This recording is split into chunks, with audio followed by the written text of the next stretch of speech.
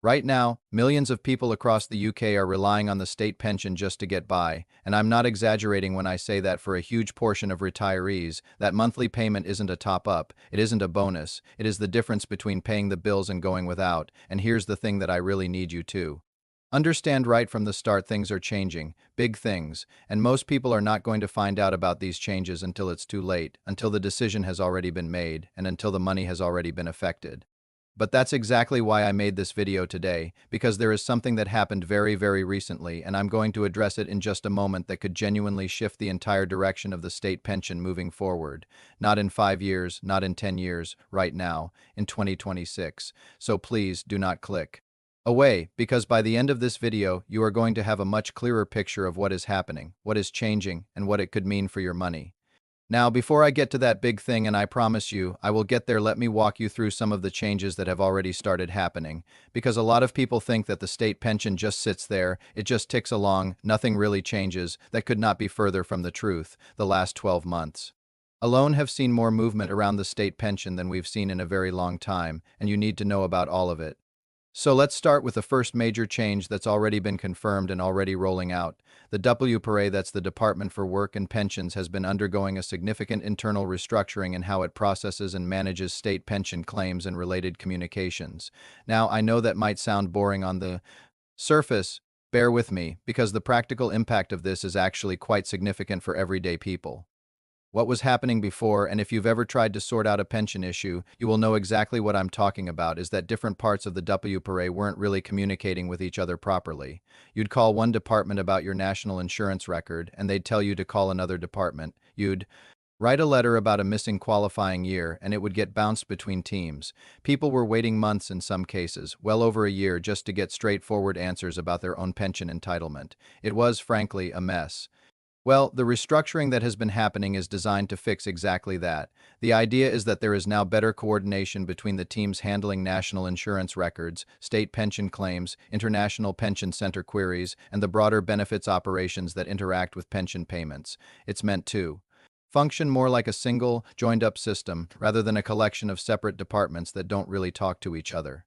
Now, will this be perfect overnight? Of course not. These things take time to bed in, but the intention and early signals suggest it is starting to make a difference, is that people should be able to get clearer answers faster without being passed around endlessly. And when you're talking about people who are relying on this payment to cover their rent and their food and their heating, getting a quicker, clearer answer matters enormously. So that's change number one. Change number two is around communication and contact, and again, this is one that has a real practical impact on people's lives. For a long time, if you had a representative helping you with your state pension claim, whether that was a financial advisor, a solicitor, a family member with power of attorney, they would have to contact whichever specific team was handling your particular case, and finding out which team that was, and then actually getting through to them, could be an absolute nightmare. You'd be on hold for 45 minutes, get through to someone, and they'd say, "Oh no, that's not us, you need to speak to the other team." The change that has come in now means there is a much clearer single point of contact for representatives and for claimants dealing with pending or complex cases.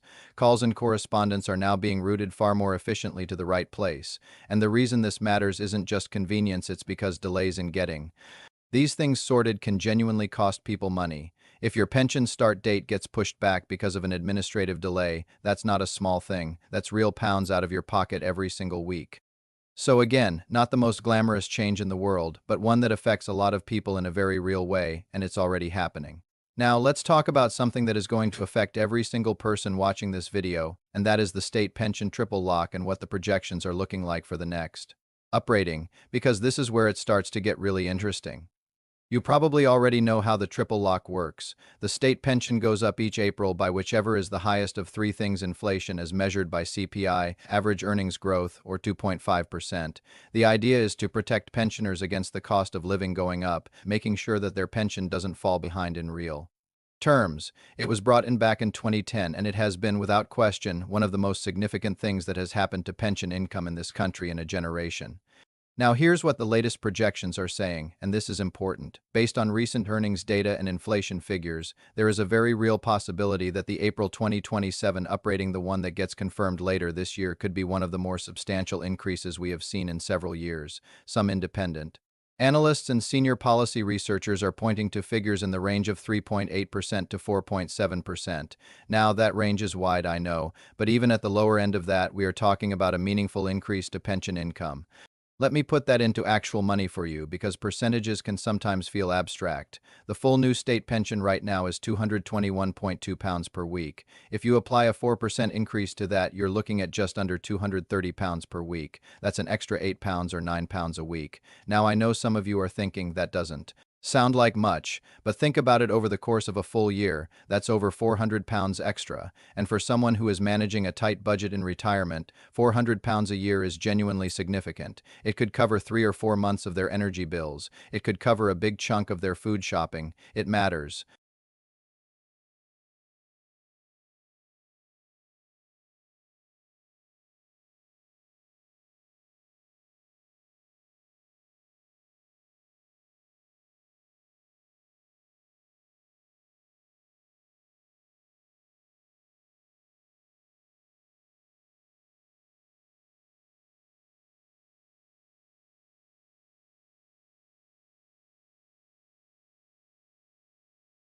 And if that figure comes in closer to the higher end, if we're looking at a 4.5% or even 4.7% increase, then we're talking about potentially the largest uprating since the period following the pandemic-era earnings spike. That would be a very big deal, and it would be fantastic news for millions of pensioners across the country.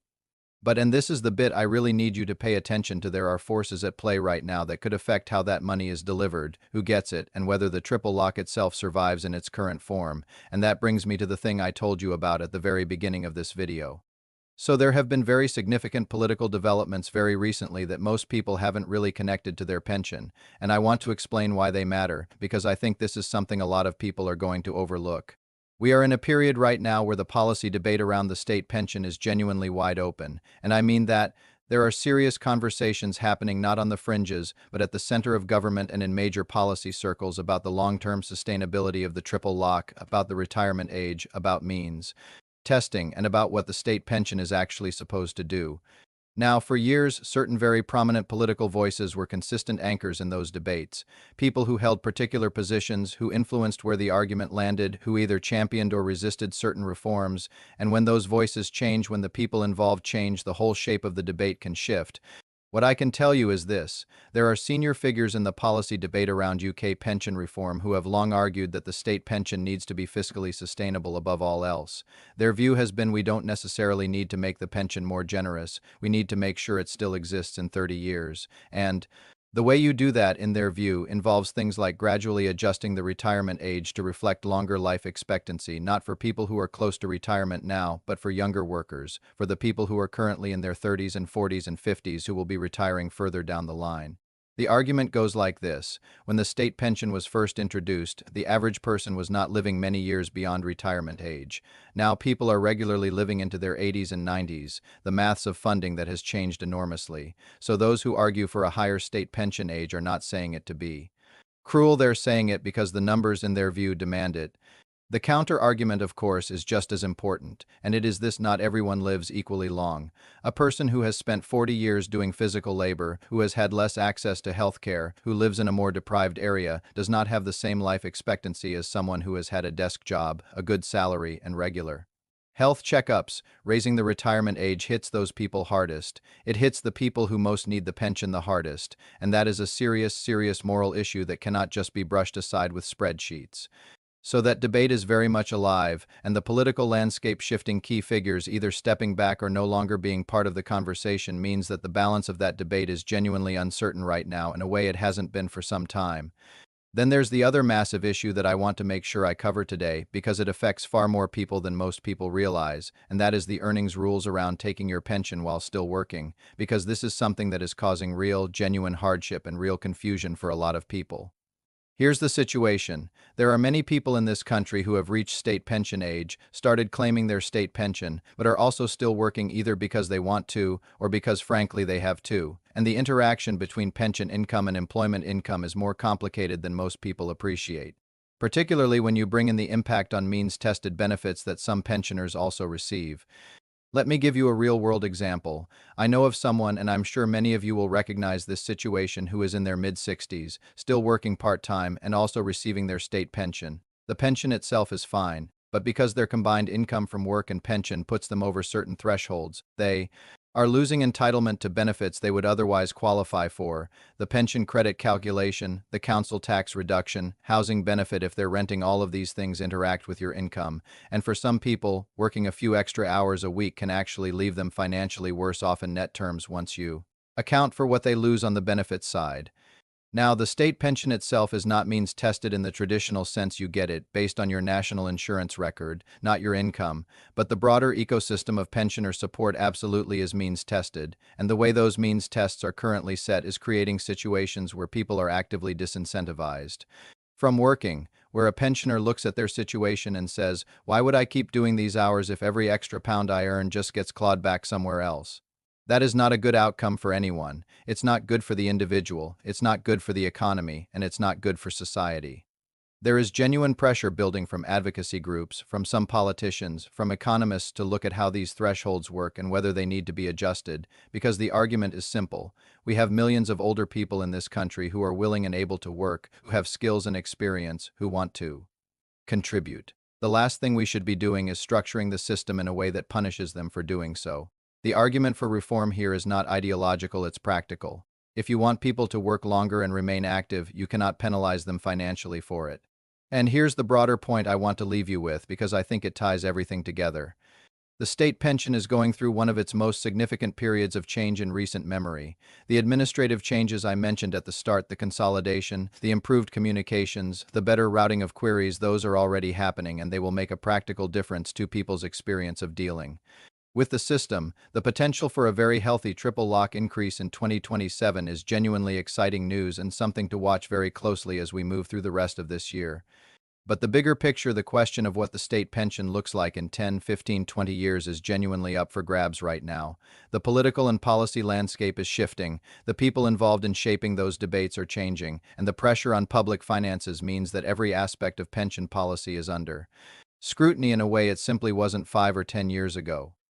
What you can do right now is make sure you know your own position. Check your national insurance record. If you have gaps, check whether you're eligible to fill them before the window closes, because deadlines have already been extended once and there's no guarantee they'll extend again. If you're approaching retirement, get clear on your state pension forecast. If you're already retired and still working, understand how your income is interacting with your benefits. Don't assume everything is fine. Check.